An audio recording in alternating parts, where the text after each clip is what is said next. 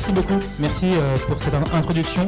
Il est temps d'ouvrir l'après-midi et dans ce contexte, je suis très heureux d'inviter sur scène Christian Poyot, donc vice-président du MEDEF, président de la commission à la transformation numérique, qu'on peut applaudir. Merci beaucoup.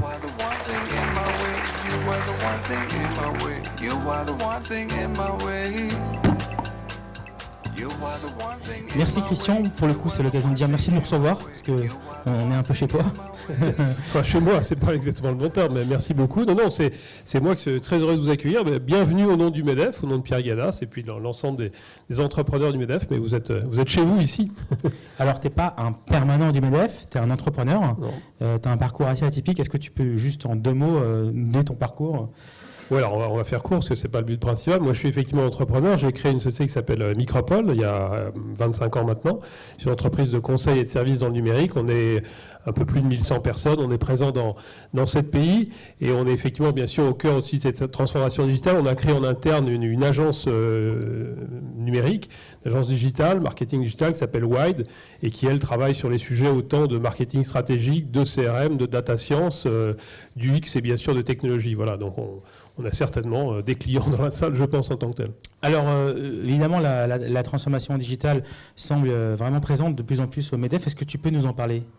Oui, alors évidemment, je suis dans une salle qui est déjà conquise sur l'impérieuse nécessité, obligation et surtout opportunité de la transformation digitale. Maintenant, il faut bien voir que ce n'est pas le cas pour toutes les entreprises françaises. Le tissu industriel français est très différent. Il y a des très grandes, il y a le CAC 40, des ETI et puis après des PME ou des TPE.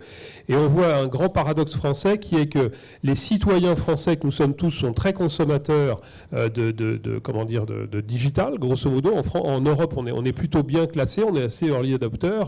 On parlait d'Uber à l'instant. Les Français sont très consommateurs d'Uber et plein d'autres choses. Je prends cet exemple parce que c'est celui qu'on vient de parler à l'instant. Donc on est très, très friand de ce genre de choses. Et par contre, dans les entreprises, là, pour le coup, on est en retard.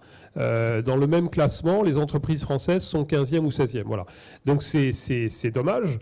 Et d'autant plus qu'on a plein de points forts. Alors, il y a bien sûr les ingénieurs français. Moi, j'étais au CES là, pour la 4e année avec Pierre Gattaz. D'ailleurs, il n'y a pas une boîte de la Silicon Valley dans laquelle il n'y a pas d'ingénieurs français. Donc, on a une capacité très forte sur ce sujet-là. On a aussi quand même une capacité, donc ingénieurs et après start-up, institut start-up très important aussi, parce que là aussi, on était la deuxième délégation après les Américains en tant que tel. Il y a des notions de financement qui ont considérablement évolué. Enfin, en tout cas, on a beaucoup de moyens, mais la réalité, c'est qu'on n'a pas bougé.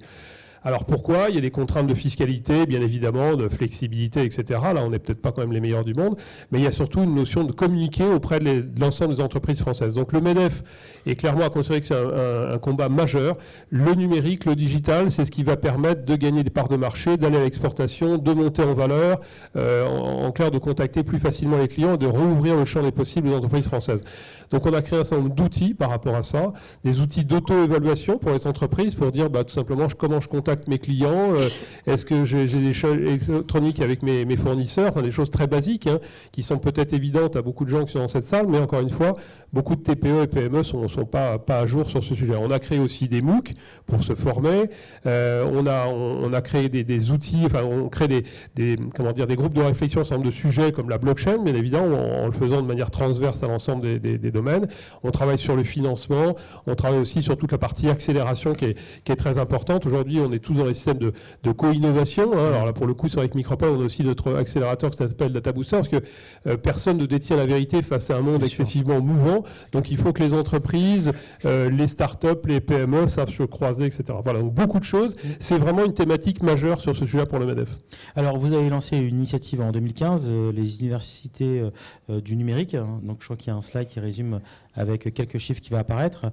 C'était quoi l'idée derrière ? En complément des universités... Très concret, encore une fois, et moi je suis vraiment très heureux de m'exprimer devant vous parce que je pense que, disons les choses clairement, très souvent vous avez une image du MEDEF qui est, c'est le monsieur qu'on voit de temps en temps à la télé, Pierre Gattaz en l'occurrence, qui parle des problématiques de l'assurance maladie ou quoi que ce soit. C'est vrai, le MEDEF a un rôle légal, enfin en tout cas réglementaire sur tous ces aspects-là, mais le MEDEF c'est surtout des entrepreneurs, moi-même et plein d'autres bien évidemment, à Paris, en région, dans tous les secteurs, et on cherche à faire bouger les lignes. Voilà.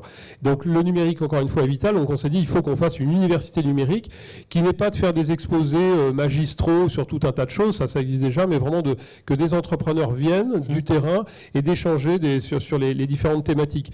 L'année dernière, ce qu'on avait fait, on va le refaire cette année sur le thème de la data, c'est mettre sur une même tribune quelqu'un qui est dans la distribution, dans le retail, et puis un autre qui est dans le bâtiment, un autre qui est dans les transports, et on s'aperçoit en fait que les problématiques sont très évidentes. D'ailleurs, vous-même, je suis persuadé, vous êtes très ouvert là-dessus, c'est-à-dire que le digital, ce qui est passionnant, c'est qu'on a intérêt à aller voir ce qui se passe dans les autres secteurs. Ce qui se passe dans le retail, eh bien, c'est intéressant pour, encore une fois, des gens qui sont dans l'énergie et inversement.